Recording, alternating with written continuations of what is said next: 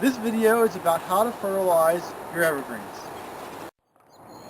In general, when you have evergreens, you should figure out what kind of evergreen it is first before you fertilize, whether it's indeterminate or determinate.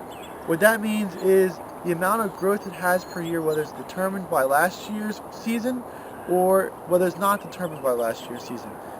And that all boils down to whether the plant has buds or not.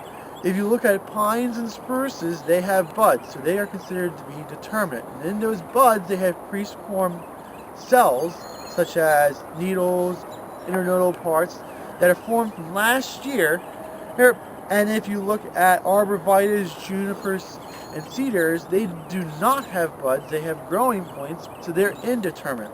So when you fertilize, you should determine what kind of plant it is and then act accordingly. If it's indeterminate, it does not matter when you really put fertilizer down, as long as you keep the plant healthy throughout the year. Whenever it's easy, you can put it down, you can, or if you don't want to, it's not a big deal. The indeterminate ones are very easy to do.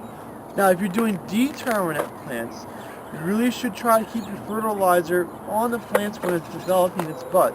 And it develops its buds primarily in the fall. So fertilizing evergreens that are determinate, like pines and spruces, try to put the fertilizer down in the fall, because that's when the buds are forming, and those buds are forming the leaf parts for next year.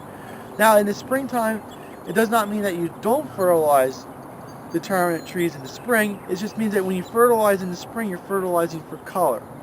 So it's a little bit. Now if you're looking back, I mean, it's March 10th, and each year we got a couple people asking about whether you can fertilize now or not.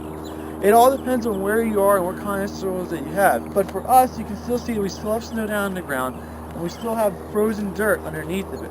And you put fertilizer down, when the snow melts, it's just going to carry the fertilizer away.